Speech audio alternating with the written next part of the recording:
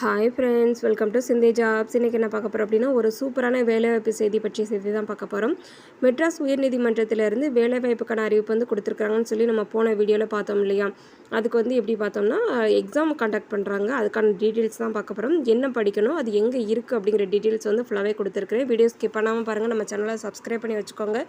All அப்படிங்கிற பட்டனை click பண்ணிக்கோங்க. அப்போ தான் நம்மளோட வீடியோஸ் எல்லாமே உங்களுக்கு உடனே ரீச் ஆகும். இப்போ இதுக்கான ஃபுல் டீட்டெயில்ஸ் பார்க்கலாம். மொத்தம் எவ்வளோ வேகன்சி இருக்குது அப்படின்னு பார்த்தோம்னா 2329 வேகன்சி அனௌன்ஸ் பண்ணியிருக்கிறாங்க. இது எல்லா டிஸ்ட்ரிக், அதாவது தமிழ்நாட்டில் உள்ள அனைத்து டிஸ்ட்ரிக்குமே சேர்த்து காமனாக 2329 அப்படின்னு சொல்லி கொடுத்துருக்குறாங்க. வேகன்சி ஒவ்வொரு டிஸ்ட்ரிக்கும் எவ்வளோ இருக்குது அப்படிங்கிற டீட்டெயில்ஸ் கொடுத்துருக்குறாங்க. அவங்களுக்கான வெப்சைட் கொடுத்துருக்காங்க. அதில் போய் நம்ம செக் பண்ணி பார்த்தாலே நமக்கு தெரிஞ்சிடும். சப்போஸ் உங்களுக்கு செக் பண்ணி வரல அப்படின்னா உங்களோட டிஸ்ட்ரிக் கமெண்ட் பாக்ஸில் கமெண்ட் பண்ணுங்கள். நான் உங்களுக்கு அந்த இதுக்கான லிங்க் ஷேர் பண்ணுறேன். எவ்வளோ வேகன்சி இருக்குது அப்படிங்கிற டீட்டெயில்ஸ் சொல்கிறேன். இது 3 ப்ராசஸில் நடக்கு. ஃபஸ்ட்டு தேர்வு வைக்கிறாங்க. அதுக்கான டீட்டெயில்ஸ் எல்லாமே கொடுத்துருக்குறேன். இதில் வீடியோ ஸ்கிப் பண்ணாமல் பாருங்கள். இப்போ டீட்டெயில்ஸ் பார்க்கலாம். இப்போ நீதித்துறை, அதாவது நான் தென்காசி டிஸ்ட்ரிக்டில் இருக்கிற நாக்கில் நான் ஒரு எக்ஸாம்பிளுக்கு என்னோடய டிஸ்ட்ரிக்டில் உள்ளதை கொடுத்துருக்குறேன். நான் அலுவலக உதவியாளர் அப்படிங்கிற பணிக்கான ஒரு விண்ணப்பத்தை எடுத்து கொடுத்துருக்குறேன். இப்போ நீங்கள் எந்த டிஸ்ட்ரிக்கோ அதில் நீங்கள் எதில் அப்ளை பண்ணணும்னு விரும்புகிறீங்களோ அதுக்கான இதை விண்ணப்பம் தனித்தனியாக கொடுத்துருக்குறாங்க. அதுக்கான இது நீங்கள் எடுத்து பார்த்துக்கலாம்.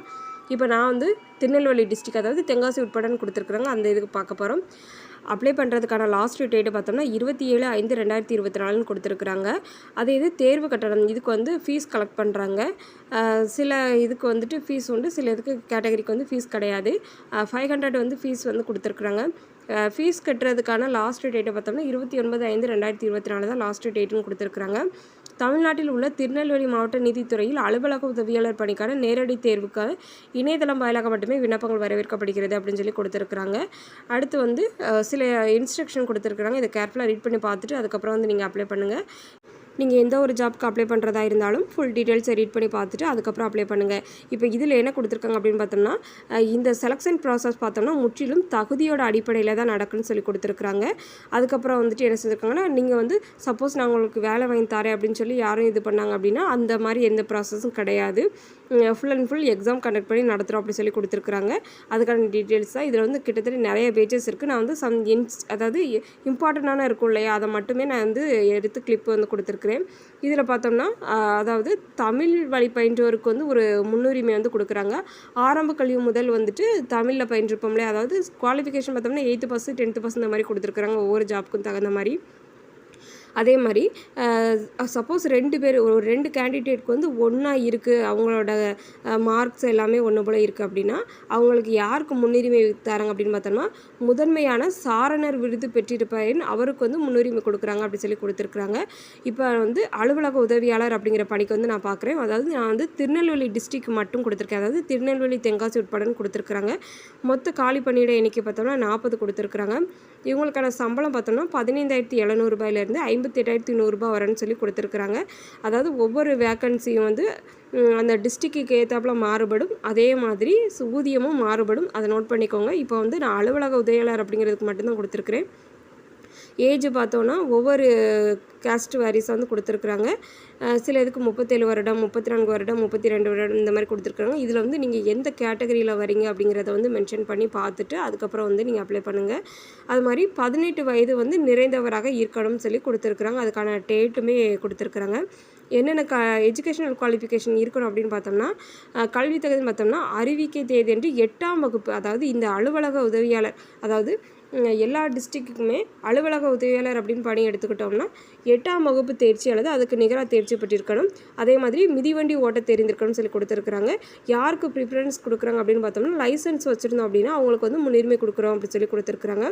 தேர்வு கட்டணம் பார்த்தோம்னா, அதாவது பிற்படுத்தப்பட்டவருக்கு 500 ரூபாய் ஒவ்வொரு பதிவுக்கும், அதாவது நிறைய வேக்கன்சி கொடுத்துருக்குறாங்க. ஒவ்வொரு ஜாப்புக்கும் 500 ரூபாய். அதாவது நான் இப்போ ஒரு இதுக்கு 15 எல்லா இதுக்கும் அப்ளை பண்ண முடியுமா அப்படின்னு கேட்டால் கிடையாது. இப்போ அலுவலக உதவியாளர் அப்படிங்கிற பணிக்கு அப்ளை பண்ணுறோம்னா அதுக்கு 500 ஃபீஸ் கட்டணும். இல்லை டிரைவர் பணிக்கு அப்ளை பண்ணுறோம் அப்படின்னா அதுக்கு 500 கட்டணும். அதனால் அந்த இன்ஸ்ட்ரக்ஷன் கேர்ஃபுல்லாக ரீட் பண்ணி பார்த்துட்டு ஒவ்வொரு பதிவுக்கும் 500 கொடுத்துருக்குறாங்க. சில கேட்டகரிக்கு முழு விலக்கு ஃபீஸ் கிடையாது அப்படின்னு சொல்லி கொடுத்துருக்குறாங்க. அதனால் நீங்கள் எந்த கேட்டகரியில் வரீங்க அப்படிங்கிறத பார்த்துட்டு அதுக்கப்புறம் நீங்கள் அப்ளை பண்ணிக்கோங்க. அடுத்து வந்து தேர்வின் தன்மை எப்படி செலெக்ஷன் ப்ராசஸ் இருக்குது அப்படின்னு பார்த்தோம்னா 3 விதமாக வந்து செலெக்ஷன் ப்ராசஸ் இருக்குதுன்னு சொல்லி ஃபஸ்ட்டே சொன்னேன் இல்லையா. அது என்னென்னு பார்த்தோம்னா பொது எழுத்து தேர்வு, அடுத்து செய்முறை தேர்வு, வாய்மொழி தேர்வு அப்படின்னு சொல்லி கிட்டத்தட்ட மொத்தம் வந்து 200 மதிப்பெண்கள் வந்து கொடுத்துருக்குறாங்க. பொது தேர்வு அதாவது அப்ஜெக்டிவ் டெக்ஸ்ட்டில் வந்துட்டு ஓஎம்ஆர் ஷீட்டில் ஃபில் பண்ணுற மாதிரி இருக்கும். இது வந்து 100 மதிப்பெண்கள் கொடுத்துருக்குறாங்க. செய்முறை தேர்வு ப்ராக்டிகல்ஸ் பார்த்தோம்னா ஒரு 70 மதிப்பெண்கள் வந்து கொடுத்துருக்குறாங்க. அடுத்து வாய்மொழி தேர்வுன்னு பார்த்தோம்னா 30 மதிப்பெண்களுக்கு வந்து கொடுத்துருக்குறாங்க. அடிப்படையில் வச்சு தான் விண்ணப்பதாரர்கள் வந்து தேர்ந்தெடுக்கப்படுவாங்கன்னு சொல்லி கொடுத்துருக்குறாங்க. ஃபஸ்ட்டு என்ன பார்த்தோம்னா பொது தேர்வு. பொது தேர்வுக்கு பார்த்தோம்னா பகுதி ஆ மற்றும் பகுதி ஆவன் அப்படின்னு சொல்லி 2 பார்ட்ஸ் வந்து கொடுக்குறாங்க. இப்போ அந்த எக்ஸாம் வந்துட்டு எவ்வளோ மார்க் எடுக்கணும் அப்படிங்கிறத பார்த்துடலாம். பகுதி ஆ அப்படின்னு பார்த்தோம்னா பொது தமிழ் கொடுத்துருக்குறாங்க. இது வந்து தமிழ் மொழி தகுதி தேர்வு. நம்ம வந்து தமிழ் மொழி தகுதி தேர்வு வந்து கட்டாயம் சொல்லி எல்லா இதுக்குமே இப்போ அனௌன்ஸ் பண்ணியிருக்கிறாங்க. அதே மாதிரி இப்போ அதுக்கு வந்து பார்த்தோம்னா பொது தமிழ் பார்க்குறோம். இது வந்து தமிழ் மொழி தகுதி தேர்வுக்கு என்ன கொடுத்துருக்குறாங்களோ அதை அப்படியே படிக்கணும்னு சொல்லி கொடுத்துருக்குறாங்க. சப்போஸ் மாற்றுத்திறனாளிகளாக இருக்காங்க அப்படின்னு பார்த்தோம்னா அவங்களுக்கு வந்து சில இன்ஸ்ட்ரக்ஷன் கொடுத்துருக்குறாங்க. 8ஆம் வகுப்பு வரை உள்ள தமிழ்நாடு பாடத்திட்டத்தை படி தான் கொடுத்துருக்குறாங்க. இது வந்து ஆங்கிலம் வந்து தேர்வு செய்து கொள்ளலாம் கொடுத்துருக்குறாங்க. மொத்த வினாக்கள் வந்து 50, மொத்த மதிப்பெண்கள் 50, குறைந்தபட்ச தேர்ச்சி மதிப்பெண்கள் வந்து 20 எடுத்துருக்கணும்னு கொடுத்துருக்குறாங்க. 2 மணி நேரம் வந்து இந்த தேர்வு நடக்குது. பகுதி ஆவணா பார்த்தோம்னா பொது அறிவு ஜென்ரல் கொஸ்டின் கேட்குறாங்க. ஜென்ரல் நாலேஜ் வந்து 50 வினாக்கள் எழுதுகிறோம். மொத்த மதிப்பெண்கள் வந்து 50 தான் கொடுத்துருக்குறாங்க. இதுக்கு வந்து குறைந்தபட்ச தகுதி மதிப்பெண்கள் பார்த்தோம்னா 20. அப்போ இதில் 20 எடுத்திருக்கணும், பகுதியால் 20 எடுத்திருக்கணும். மொத்தம் 2க்கும் சேர்த்து 2 மணி நேரம் மட்டும்தான் தேர்வுக்கான கால அவகாசம் வந்து கொடுத்துருக்குறாங்க. அடுத்து வந்து பாடத்திட்டம் வந்து கொடுத்துருக்குறாங்க. சிலபஸ் பார்த்தோம்னா பொது தமிழ் அப்படின்னு எடுத்துக்கிட்டோம் அப்படின்னா 8ஆம் வகுப்பு வரை உள்ள தமிழ்நாடு அரசு பாட புத்தகத்தில் உள்ளது ஃபுல்லாகவே கொடுத்துருக்குறாங்க. பொது தமிழ் வந்து சப்போஸ் மாற்றுத்திறனாளிகள் அப்படின்னு பார்த்தோம்னா அவங்களுக்கு வந்து பொது ஆங்கிலம் 8ஆம் வகுப்பு வரை உள்ள வந்து தமிழ்நாடு அரசு பாடத்திட்டத்துப்படி வந்து கொடுப்பாங்கன்னு சொல்லி கொடுத்துருக்குறாங்க. அடுத்து வந்து பகுதி ஆவணான்னு பார்த்தோம்னா நடப்பு நிகழ்வுகள். பகுதி ஆவணாவில் உள்ள சிலபஸ் எப்படி இருக்கும் அப்படின்னு பார்த்தோம்னா நடப்பு நிகழ்வுகள், அடிப்படை கணித திறன் மற்றும் வீட்டு பராமரிப்பு முறைகள், சுகாதாரம், உணவு தயாரிப்பு மற்றும் பரிமாறுதல், தோட்டக்கலை உபகரணங்களை கையாளுதல் மற்றும் பராமரிப்பு செய்யும் முறைகள், நீர் பராமரிப்பு மற்றும் பாதுகாப்பு, வீடு மற்றும் அலுவலகம் பராமரிக்கும் அடிப்படை கொள்கைகள், இது எல்லாமே சேர்த்து தான் பகுதி ஆவணாவில் வந்து கொஸ்டின்ஸ் வந்து இடம்பெறும் அப்படின்னு சொல்லி கொடுத்துருக்குறாங்க. அதனால் பாடத்திட்டம் அப்படிங்கிறது வந்து இந்த 2 தான் நம்ம அப்ஜெக்டிவ் டைப்ஸில் எழுதுகிற மாதிரி கொடுத்துருக்குறாங்க. பகுதி ஆ அப்படின்னு பார்த்தோம்னா இது வந்து எல்லா இதுலையுமே காமனாக உள்ளது. நம்ம எந்த ஒரு கவர்மெண்ட் எக்ஸாமுக்குனாலுமே படிச்சுட்டு தமிழ் வந்து படிக்கிறோம். 6th to 10th கொடுப்பாங்க. இப்போ நமக்கு வந்து 6th to 8th தான் கொடுத்துருக்குறாங்க. அப்படிங்கும்போது ஈஸியாகவே நம்ம கிளியர் பண்ணிடலாம். இதில் வந்துட்டு பாஸ் பண்ணுறதுக்கு மார்க்னு பார்த்தோம்னா 50 மதிப்பெண்கள் கொடுத்து 20 எடுத்தாலே பாஸு அப்படின்னு சொல்லி கொடுத்துருக்குறாங்க. அதே மாதிரி பகுதி ஆவணாலையுமே வந்து 20 மதிப்பெண்கள் எடுத்தால் போதும் 50 மதிப்பெண்கள் அப்படின்னு சொல்லி கொடுத்துருக்குறாங்க. 2 மணி நேரம் வந்து தேர்வு நடக்குது. அடுத்து 2வது ப்ராசஸான செய்முறை தேர்வு ப்ராக்டிக்கல் பார்த்தோம்னா 70 மதிப்பெண்கள் வந்து கொடுக்குறாங்க. குறைந்தபட்ச தேர்ச்சி மதிப்பெண்கள் வந்து 28 எடுத்திருந்தாலே போதும் கொடுத்துருக்குறாங்க. இதுக்கான ரேஷியோ வந்து கொடுத்துருக்காங்க. அதையுமே ஃபுல்லாக ரீட் பண்ணி பார்த்துக்கோங்க. எப்படி வந்து அந்த ஜாப் வந்து அலாட் பண்ணுறாங்க அப்படிங்கிற ரேஷியோ வந்து கொடுத்துருக்குறாங்க. அதே மாதிரி ஒரே மதிப்பெண்கள் பெற்ற தேர்வர்களுக்கு வந்து என்ன செய்கிறாங்க அப்படின்னா அதாவது ஒரே மதிப்பெண்கள் இப்போ ரிசல்ட் வந்துடுது. இப்போ எக்ஸாம் எழுதிடுதோ ரிசல்ட் வந்துடுது, ஒரே மதிப்பெண்கள் எடுத்துக்கோ அப்படின்னா இந்த 2 பேர்த்தையுமே கூப்பிடுவாங்க. சேமாக மார்க் எடுத்துருக்க 2 பேருமே வரணும். அதுக்கப்புறம் வந்துட்டு செய்முறை தேர்வில் எப்படி நம்மளோட பெர்ஃபார்மன்ஸ் இருக்குது அப்படிங்கிறத பார்த்துட்டு தான் அவங்களோட செலெக்ஷன் ப்ராசஸ் வந்து அடுத்து இருக்கும்.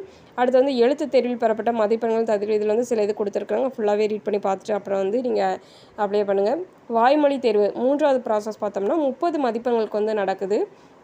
தகுதிக்கான குறைந்தபட்ச மதிப்பெண்கள் பார்த்தோம்னா 12 வந்து எடுத்துருக்கணும்னு சொல்லி கொடுத்துருக்குறாங்க. வாய்மொழி தேர்வு விண்ணப்பதாரர்கள் பொது எழுத்து தேர்வு மற்றும் சில ரேஷியோ வந்து கொடுத்துருக்குறாங்க. எப்படி வந்து அந்த ரேஷியோவில் வந்து செலக்ட் பண்ணுறோம் அப்படின்னு சொல்லிட்டு அதை வந்து இது ஃபுல் அண்ட் ஃபுல்லும் வந்துட்டு அவங்க தான், அதாவது மெட்ராஸ் உயர்நீதிமன்ற ஆட்சேர்ப்பு பிரிவு நிர்ணயிக்கும்படி தான் சென்னையில் அல்லது வேறு இடத்துல வந்து வாய்மொழி தேர்வு நடக்கும்னு கொடுத்துருக்குறாங்க. செலக்டட் கேண்டிடேட்ஸ்க்கு வந்து அவங்க வந்து அவங்களோட வெப்சைட்டில் தான் இது வந்து அனௌன்ஸ் பண்ணுவாங்க அப்படின்னே கொடுத்துருக்குறாங்க. தேர்வு நடைபெறும் இடங்கள் அப்படின்னு பார்த்தோம்னா இதுவுமே அவங்க தான் வந்து டிசைட் பண்ணுவாங்கன்னு சொல்லி கொடுத்துருக்குறாங்க. எந்த ஒரு இதாக இருந்தாலுமே இன்ஸ்ட்ரக்ஷன் வந்து தபால்லையோ கொரியர் வழியாக வந்து அனுப்பி வைக்க மாட்டாங்க. ஃபுல் அண்ட் ஃபுல் வந்து இந்த வெப்சைட்டு முக்கியமானது நோட் பண்ணி வச்சுக்கோங்க. இந்த வெப்சைட்டில் தான் எந்த ஒரு அறிக்கையாக இருந்தாலும் வெளியிடுவாங்க. அந்த வெப்சைட்டில் தான் நம்ம போய் எக்ஸாம் எப்போ நடக்குது, ரிசல்ட் எப்போ வருது அப்படிங்கிற ஒவ்வொரு ப்ராசஸையுமே நம்ம வந்து கேதர் பண்ணுற மாதிரி கொடுத்துருக்குறாங்க. அடுத்து வந்து பொது எழுத்துத் தேர்வு, செய்முறை தேர்வு மற்றும் வாய்மொழி தேர்வில் பங்கேற்கும் விண்ணப்பதாரர்களுக்கு எவ்வித பயணப்படியோ தினப்படியோ வழங்கப்பட மாட்டது. எந்த ஒரு செலவாக இருந்தாலும் அது விண்ணப்பதாரர்கள் மட்டுமா பொறுப்பேற்கணும்னு சொல்லி கொடுத்துருக்குறாங்க. இதுக்கு வந்து அவங்க வந்து பொறுப்பேற்க முடியாது அப்படின்னு சொல்லி கொடுத்துருக்குறாங்க.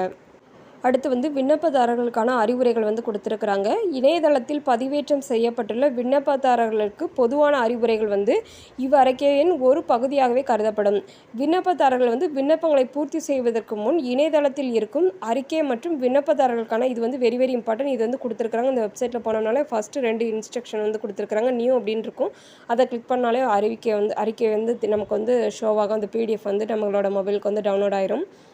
அதனால் அந்த அறிக்கை மற்றும் விண்ணப்பதாரர்களுக்கான பொதுவான அறிவுரைகள் முழுமையாகவும் கவனமாகவும் படித்த பின் தங்கள் பணி நியமனத்திற்கு தேவையான தகுதிகளை பெற்றிருக்கிறோம் என்பதையும் பணி நியமனத்திற்கு தகுதியற்றவர்கள் அல்ல என்பதையும் உறுதி செய்த பின்னே பூர்த்தி செய்ய அறிவுறுத்தப்படுகிறார்கள் அப்படின்னு சொல்லி கொடுத்துருக்குறாங்க.